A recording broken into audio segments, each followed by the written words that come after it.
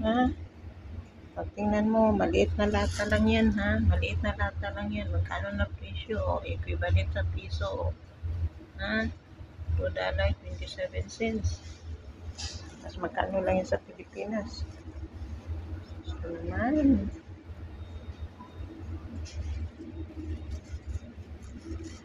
Kaya kung may taniman lang ng palay dito, magtatanim na lang ako ng palay dito para mura din ang bigas.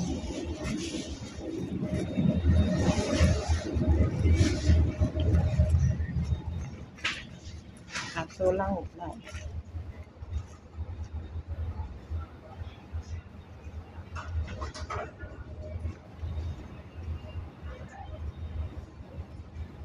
Ano?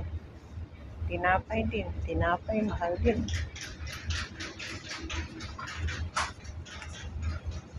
Masa na lang ang harina. O, panjibar. Panjibar. Panjibar dito. O, magkano presyo? O, yan ang presyo ng panjibar. $2.95.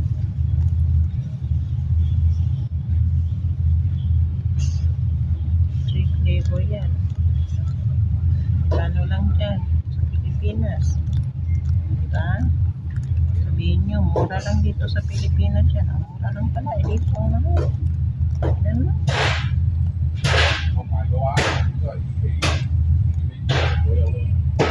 Diba?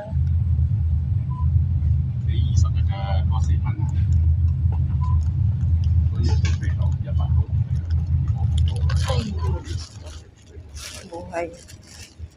Ang buhay pa nag-complain. Mahal na mahal na mahal. Oh. Kaya tingnan mo ngayon, ang daming nagsisikap sa Facebook kahit ano-ano na lang gagawin para sisikat sa Facebook. Yung ibang babae, naghuhubad na lang, nagkikita sa panty, kahit yung panty, walang,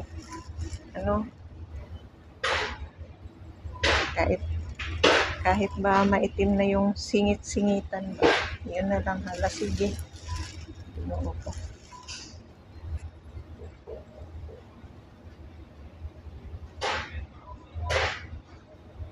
Para lang sisikat sa Facebook, para lang kikita sila. Itlog dito. Tingnan mo nga itlog. $6. $6.50. Ilang piraso lang yun. Ito for $6.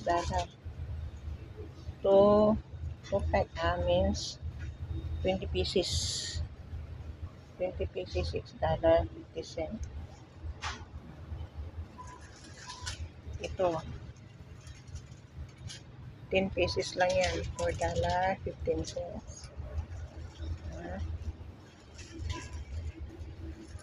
Ito. Lutuan ng itlog. Cute siya. Oh. Nagmahal na ngayon. $7.50. Samantalang nung bumili yung amo ko, $6 something na yun. $6. Ang cute niya. Lutuan lang yan ng itlog. Meron ako niyan.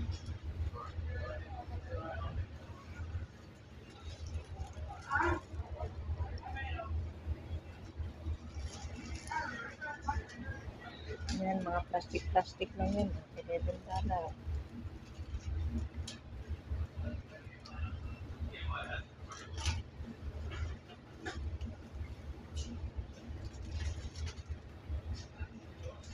Ito na, bye-bye.